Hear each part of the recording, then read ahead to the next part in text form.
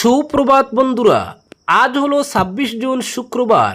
আজকের সকালের সমগ্র বরাক উপত্যকা তথা আসামের গুরুত্বপূর্ণ বিশেষ বিশেষ খবর হলো: প্রথমবার নির্বাচিত বিধায়কদের বিধানসভার কার্যপ্রণালী, নিয়মকানুন ও আইন প্রণয়ন প্রক্রিয়া সম্পর্কে অবহিত করতে আগামী ৪ ও ৫ জুলাই ২ দিনের একটি ওরিয়েন্টেশন শিবিরের আয়োজন করছে আসাম বিধানসভা। এমনটাই জানিয়েছেন বিধানসভার অধ্যক্ষ রঞ্জিত কুমার দাস। গুয়াহাটিতে দিশপুর প্রেস ক্লাব আয়োজিত এক অনুষ্ঠানের ফাঁকে তিনি বলেন, এবারের বিধানসভা নির্বাচনে প্রথমবারের মতো ৪৭ জন বিধায়ক নির্বাচিত হয়ে এসেছেন। তাদের আইনসভার কাজকর্ম সম্পর্কে বিস্তারিত ধারণা দিতেই এই প্রশিক্ষণ শিবিরের আয়োজন করা হয়েছে। নতুন মন্ত্রীরাও চাইলেও এতে অংশ নিতে পারবেন। বিশেষ করে বিধানসভায় প্রশ্নোত্তর পর্বে অংশগ্রহণ, বিভিন্ন বিষয়ের উত্তর দেওয়া এবং কার্যপ্রণালী সম্পর্কে ধারণা পেতে এই কর্মসূচি সহায়ক হবে বলে তিনি জানান। গণতান্ত্রিক ব্যবস্থায় বিরোধী দলের ভূমিকার গুরুত্বের কথা উল্লেখ করে অধ্যক্ষ বলেন, আইনসভায় বিরোধী দলের মতামত তুলে ধরা এবং জনস্বার্থের বিষয় উত্থাপনের পূর্ণ সুযোগ থাকা উচিত।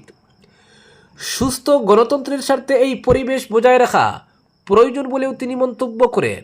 নিজের কর্মজীবনের প্রসঙ্গ টেনে রঞ্জিত কুমার দাস বলেন, রাজনীতিতে আসার আগে তিনি সাংবাদিকতা করেছেন।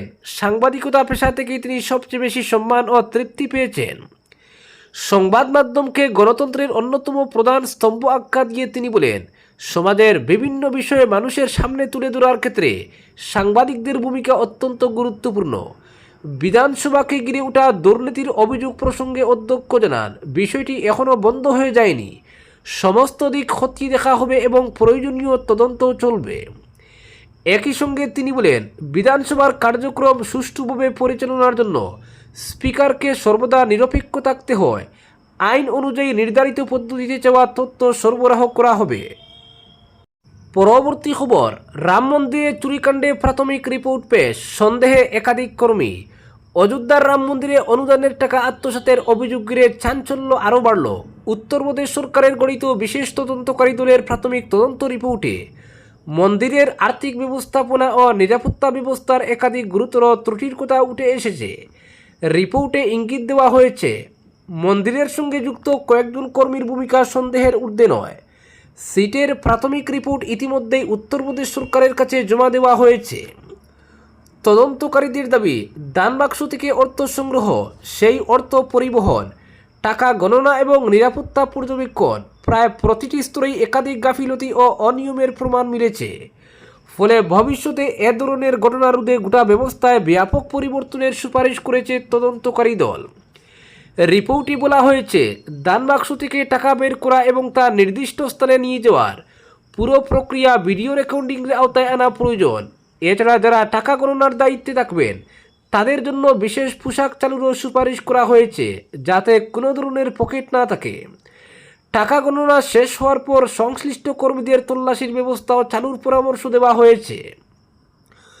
তদন্তে আরও উঠে এসেছে, মন্দির পরিচালনার সঙ্গে যুক্ত কয়েকজন ব্যক্তির বিরুদ্ধে অনিয়মের প্রাথমিক প্রমাণ পাওয়া গেছে। তাদের বিরুদ্ধে আইনি ব্যবস্থা গ্রহণের সুপারিশও করা হয়েছে।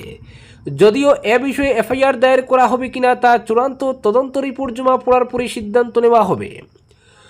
তদন্তকারী সংস্থার পর্যবেক্ষণ অনুযায়ী, যদি প্রকৃতপক্ষে অনুদানের টাকা আত্মসাতের ঘটনা ঘটে থাকে তাহলে তার সঙ্গে অভ্যন্তরীণ কর্মীদের যোগসাজশ থাকার সম্ভাবনা প্রবল। অভিযোগ প্রকাশ্যে আসার পরই মন্দিরে টাকা গণনার দায়িত্বে থাকা পুরো দলকে বদলে দেওয়া হয়েছে। পাশাপাশি মন্দির থেকে ব্যাংকে অর্থ পৌঁছে দেওয়ার দায়িত্বে থাকা কর্মীদেরও সরিয়ে নতুন দল গঠন করা হয়েছে। উল্লেখ্য, সম্প্রতি সমাজবাদী পার্টির প্রধান অখিলেশ যাদব প্রথম প্রকাশ্যে রাম মন্দিরে অনুদানের টাকা চুরির অভিযোগ তুলেন। তিনি ঘটনার নিরপেক্ষ তদন্ত এবং আদালতের তত্ত্বাবধানে তদন্তের দাবিও জানান। প্রথম দিকে রাম মন্দির ট্রাস্ট এই অভিযোগ সম্পূর্ণভাবে অস্বীকার করলেও পরে অভ্যন্তরীণ অনুসন্ধানে কিছু সন্দেহজনক আর্থিক লেনদেনের তথ্য সামনে আসে। এরপর ট্রাস্ট কর্তৃপক্ষই উত্তরপ্রদেশ সরকারের কাছে বিশেষ তদন্তকারী দল গঠনের আবেদন জানায়। সেই আবেদনের ভিত্তিতে মুখ্যমন্ত্রী যোগী আদিত্যনাথের সরকার ৩ সদস্যের একটি উচ্চ পর্যায়ের সিট গঠন করে বর্তমানে তদন্তের চূড়ান্ত রিপোর্টের অপেক্ষায় রয়েছে প্রশাসন ও ট্রাস্ট কর্তৃপক্ষ। মন্দিরে ভক্তদের অনুদানের অর্থের নিরাপত্তা ও স্বচ্ছতা বজায় রাখতে ভবিষ্যতে আরও কঠোর নজরদারি ব্যবস্থা চালু করা হতে পারে বলে প্রশাসনিক সূত্রে জানা গেছে। চূড়ান্ত তদন্ত রিপোর্ট প্রকাশের পর এ বিষয়ে আরও গুরুত্বপূর্ণ তথ্য সামনে আসতে পারে বলে মনে করা হচ্ছে। পরবর্তী খবর, শ্রীভূমি জেলার পাথারকান্দি কেন্দ্রের পুতনি চা বাগান এলাকায় এক রহস্যজনক মৃত্যুকে কেন্দ্র করে ব্যাপক চাঞ্চল্যের সৃষ্টি হয়েছে। বৃহস্পতিবার ভোরে চা বাগানের একটি সড়কের পাশ থেকে 58 বছর বয়সী বিজয় শুক্লবৈদ্যের রক্তাক্ত মরদেহ উদ্ধার হয়। ঘটনাকে ঘিরে এলাকায় শোক ও আতঙ্কের পরিবেশ বিরাজ করছে। মৃত বিজয় শুক্লবৈদ্য পুতনি চা বাগানের 3 নম্বর ওয়ার্ডের 4 নম্বর লাইনের বাসিন্দা ছিলেন। প্রয়াত পঞ্চুয়া শুক্লবৈদ্যের পুত্র বিজয় পেশায় দিনমজুর ছিলেন এবং 5 সন্তানের জনক। পরিবারের একমাত্র উপার্জনক্ষম সদস্য হিসেবে পরিচিত এই ব্যক্তির আকস্মিক মৃত্যুতে পরিবার ও স্থানীয়দের মধ্যে গভীর শোক নেমে এসেছে। স্থানীয় সূত্রে জানা গেছে, বৃহস্পতিবার সকালে কয়েকজন শ্রমিক ও পথচারী চা বাগানের একটি সেকশন সংলগ্ন সড়কের পাশে এক ব্যক্তির মৃতদেহ পড়ে থাকতে দেখে স্থানীয়দের খবর দেন। পরে ঘটনাস্থলে ছুটে আসেন এলাকার বাসিন্দারা। পরিচয় শনাক্ত হওয়ার পর জানা যায় মৃত ব্যক্তি বিজয় শুক্লবৈদ্য। ঘটনাস্থলটি তার বাড়ি থেকে প্রায় 400 মিটার দূরে অবস্থিত। প্রত্যক্ষদর্শীদের দাবি, মৃতদেহের মাথা ও হাতে একাধিক গভীর আঘাতের চিহ্ন ছিল। রক্তাক্ত অবস্থায় মরদেহ পড়ে থাকতে দেখে স্থানীয়দের একাংশের ধারণা এটি কোনো দুর্ঘটনা নয়, বরং পরিকল্পিত হত্যাকাণ্ড হতে পারে। প্রাথমিকভাবে অনুমান করা হচ্ছে, বুধবার গভীর রাতে দুর্বৃত্তরা তাকে আক্রমণ করে হত্যা করে এবং পরে মরদেহ ঘটনাস্থলে ফেলে রেখে যায়। ঘটনার খবর ছড়িয়ে পড়তেই সকাল থেকে পুতনি চা বাগান ও পার্শ্ববর্তী এলাকার মানুষের ভিড় জমতে শুরু করে। স্থানীয়দের মধ্যে আতঙ্কের পাশাপাশি ক্ষোভও লক্ষ্য করা যায়। প্রবীণ বাসিন্দাদের মতে, সাম্প্রতিক সময় এলাকায় এমন নৃশংস ঘটনার নজির খুবই বিরল। ঘটনায় তদন্তে বৃহস্পতিবার সকালেই সক্রিয় হয় পুলিশ প্রশাসন। ফরেনসিক বিশেষজ্ঞদের নিয়ে ঘটনাস্থলে পৌঁছান পাথারকান্দির সার্কেল অফিসার অদিতি নুনিশা। তার সঙ্গে উপস্থিত ছিলেন পাথারকান্দি থানার ভারপ্রাপ্ত কর্মকর্তা বিশ্বজ্যোতি দেউরি। তদন্তকারী দল ঘটনাস্থল থেকে বিভিন্ন আলামত সংগ্রহ করে এবং প্রত্যক্ষদর্শীদের সঙ্গে কথা বলে ঘটনার সূত্র খোঁজার চেষ্টা চালায়। মৃত্যুর প্রকৃত কারণ এবং ঘটনার পেছনে কারা জড়িত তা জানতে সব দিক খতিয়ে দেখা হচ্ছে। ময়নাতদন্ত ও ফরেনসিক পরীক্ষার রিপোর্ট হাতে পাওয়ার পর তদন্তে গুরুত্বপূর্ণ তথ্য মিলতে পারে বলে মনে করা হচ্ছে। ইতিমধ্যে পুলিশ কয়েকজনকে জিজ্ঞাসাবাদ শুরু করেছে এবং মৃতের সাম্প্রতিক গতিবিধি ও ব্যক্তিগত সম্পর্ক সম্পর্কেও তথ্য সংগ্রহ করছে।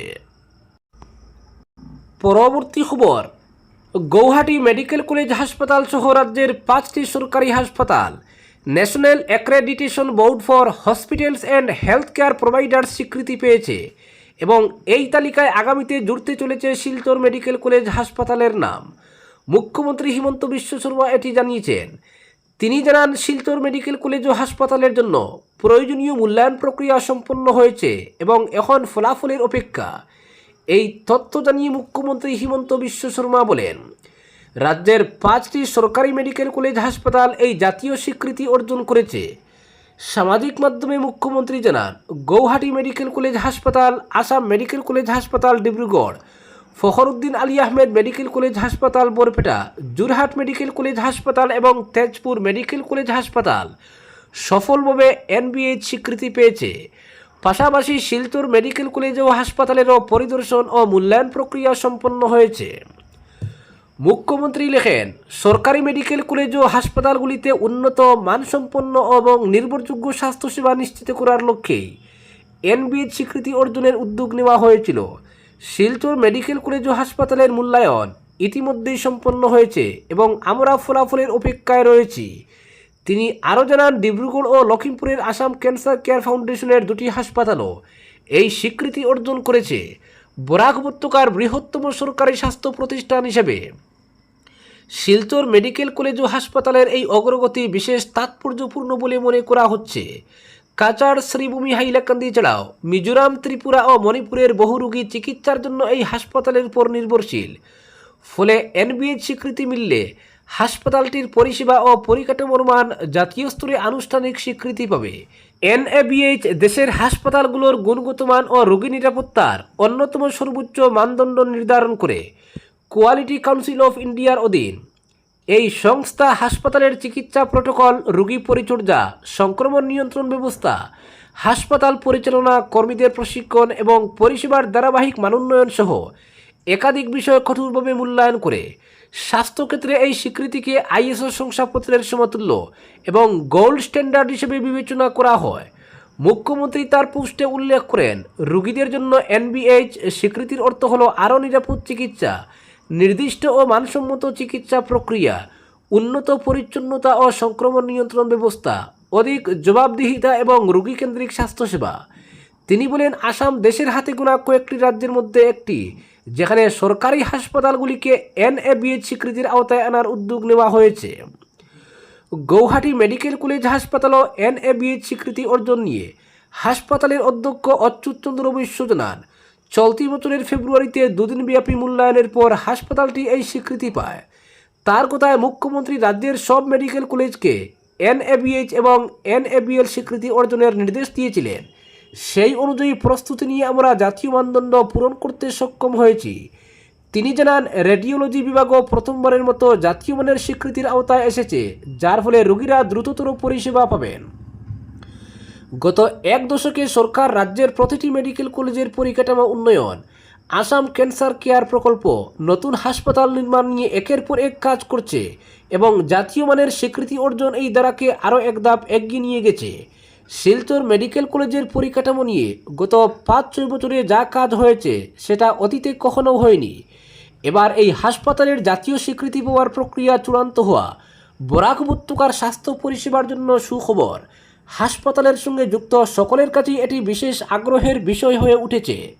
আজকের বিশেষ সংবাদ এখানেই সমাপ্ত।